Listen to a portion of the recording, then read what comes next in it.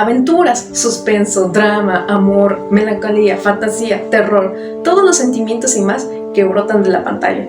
Toda historia tiene un origen épico y el cine no se queda atrás. En sus inicios la pantalla grande ni siquiera tenía color y sonido.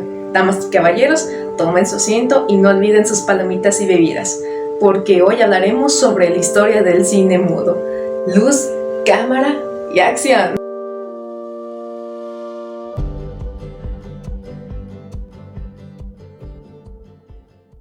A mediados del siglo XIX apareció uno de los primeros nombres fuertes en la concepción del cine, Thomas Alva Edison. Para 1891 ya era un famoso inventor gracias al fonógrafo y la lámpara. A su lado, su ayudante William Laurent Dixon creó y patentó el kinetoscopio, un aparato que capturaba imágenes en movimiento y las plasmaba en una cinta Eastman perforada. El 20 de mayo de 1891 se realizó la primera proyección en sus laboratorios, pero las funciones resultaron limitadas y para un grupo selecto de personas. Claro, como siempre, el rico humillando al pobre, claro. Pero el perfeccionamiento del kinetoscopio y su masividad llegó desde Francia de las manos de los famosos hermanos Auguste y Louis Lumière. En 1892 se interesaron en la tecnología para plasmar imágenes en movimiento y juntos adquirieron un kinetoscopio. Y tras estudiarlo a detalle, decidieron crear su dispositivo, uno más simple que el anterior, que servía como un proyector y como lámpara. Tras patentarlo en 1895, probaron el cinematógrafo, realizando una serie de filmaciones presentando hábitos de día a día que las personas hacían en ese tiempo. Y en vez de guardarla para unos pocos, como cierta persona que mencionamos hace poco, optaron por mostrarlas a todo el público. La primera proyección tuvo lugar el 28 de diciembre de 1895. Las personas que fueron a ver la exhibición de los hermanos quedaron maravilladas ante las imágenes en movimiento. Los que asistieron pasaron el chisme y poco a poco se volvió un evento masivo. Aquel 28 de diciembre fue establecido el nacimiento oficial del cine.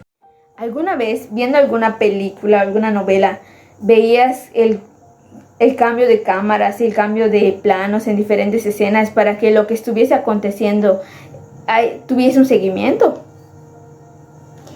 Bueno, pues si tuviste alguna duda o un día te pusiste a pensar y así, bueno, te voy a hablar de la persona que experimentó con esto, que es Edwin Porter. Edwin Porter, en el mundo del cine, dicen que es el director que lo cambió todo. Pero ¿por qué será que Edwin Porter cambió todo esto? Bueno, pues fue porque Edwin Porter era el ayudante de Edison. Edison era una persona que pensaba que él no va a estar pagando por algo que puede plagiar. Entonces, él le sembró esta idea a Porter y este joven empezó a plagiar, hasta cuando en 1902 surge la técnica más importante del cine, que fue el montaje paralelo. Lo que hasta hoy en día, en nuestras novelas, en nuestras series, ahí cuando nos quedamos ahí, todos serios, ahí todos bobos en las series de Netflix, ¿qué es el montaje paralelo? El montaje paralelo significa que un espectador podría estar viendo lo que está sucediendo en dos diferentes escenas. Y por ejemplo, de ahí Porter crea lo que es su primera película, que es Vida de un bombero americano, donde los bomberos están así todos tranquilos así y reciben la llamada para que ellos entren en acción a ir a apagar un fuego en una casa, y aparecen diferentes escenas consecutivamente. Entonces, hay un cambio de escenas, pero hay un seguimiento, pues. Entonces, de ahí el cine comienza a tener su identidad propia. De hecho, está de más decir que todo resultó ser un éxito. Y de hecho, el resto de los pioneros comenzó a plagiar la obra de Porter.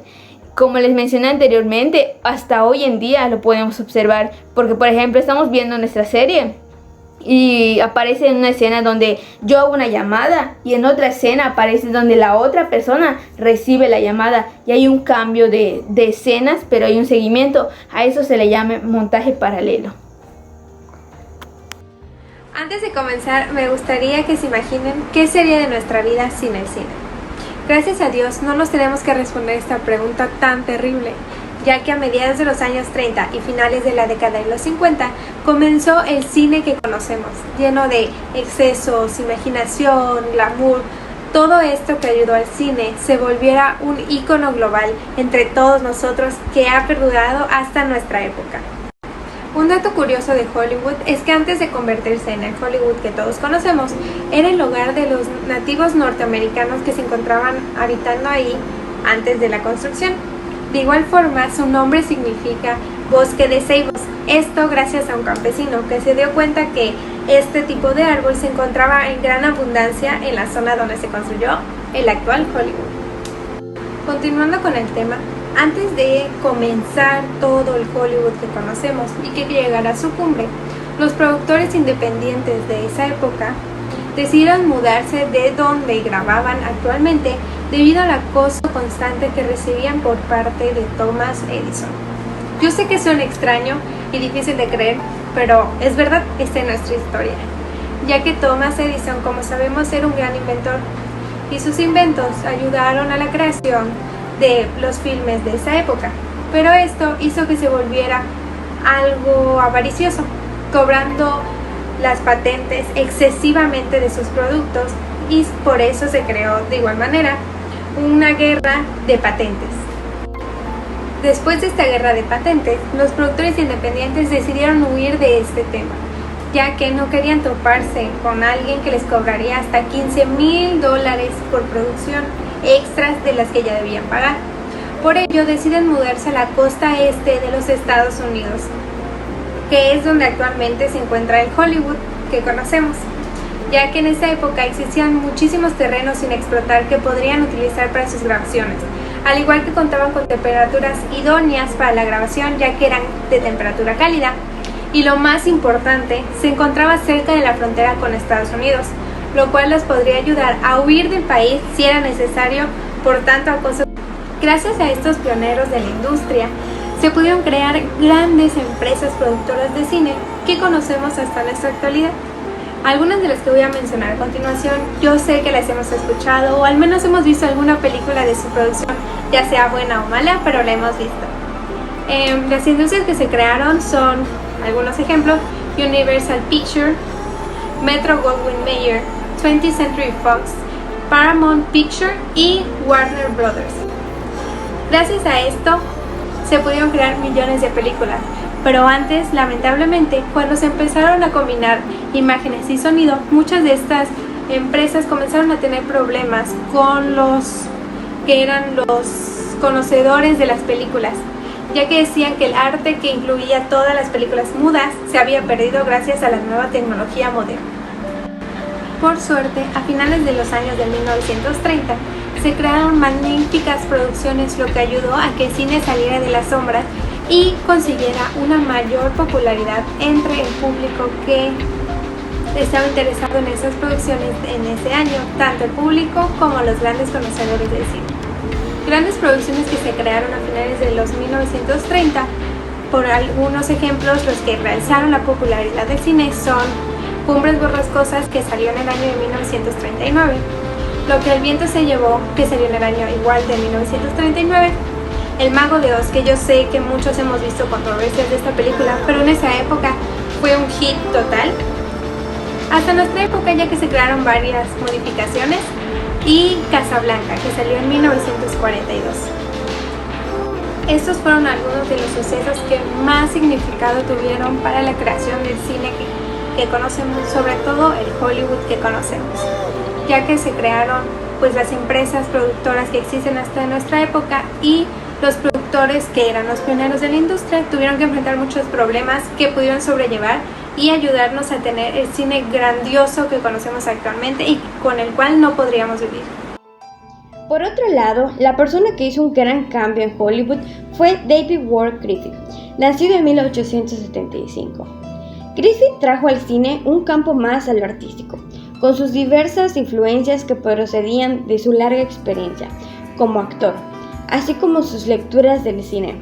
Es muy importante reconocer cómo en el siglo XIX logró juntar todos los recursos narrativos descubiertos por pioneros antiguos, creando así lo que hoy conocemos como el lenguaje cinematográfico, aportando al cine de esa época y al cine moderno, es decir, al cine de la actualidad, una nueva versión, Gracias a sus principios como actor, ayudó a descubrir grandes talentos que fueron importantes para la historia del cine, como lo fue Mae Marsh, las hermanas Lillian, Dorothy Gish, etc. Para el año de 1910 hizo su primer film rodado en Hollywood, un corto titulado In Hall, California. Sin olvidar también que en el año de 1908, The Adventures of Dolly fue su primera película de más de 500 trabajos que realizó. Biograph, empresa para la cual trabajaba, lo orilló a retirarse e independizarse laboralmente, y gracias a eso creó muchas técnicas que hasta el día de hoy se utilizan, como por ejemplo lo que viene siendo las técnicas en el cine, que viene siendo el uso de varios tamaños de planos, el abrir y cerrar el iris de la cámara, combinar la luz natural con la artificial, impulsó los claroscuros, el fuera de foco, los flashbacks y sobre todo asumió el papel de introducir al espectador en una historia narrativa que le haga sentir diferentes emociones, un recurso que hasta el día de hoy es utilizado.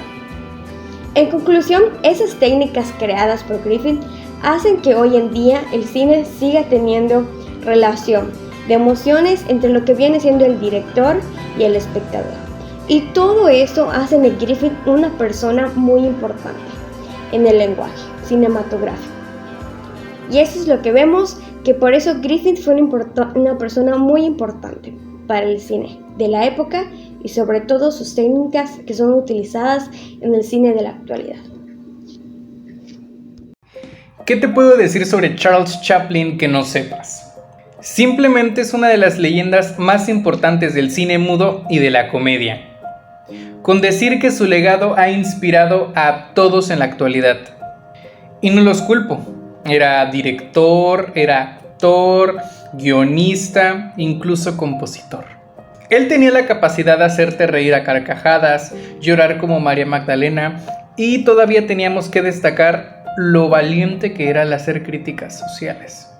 Charlotte fue el personaje de Chaplin que protagonizó a lo largo de 1910 a 1920. En las características principales de su filmografía tenemos el slapping, el plano general y el lenguaje corporal. Pero todo cambió en 1927, cuando la llegada del cine sonoro atacó, ya que nadie estaba interesado en el cine mudo. Chaplin se rehusaba a modernizarse, simplemente porque su personaje, Charlotte, no hablaba. Pero el día que su personaje lo hiciera, llegaría a su fin. Y en 1936 se estrenó la película Tiempos Modernos, que fue mitad sonora, mitad muda, que le hace básicamente una crítica a la industrialización. Pero si lo leemos de otra forma, pues podríamos decir que es una protesta al cine y su actualización.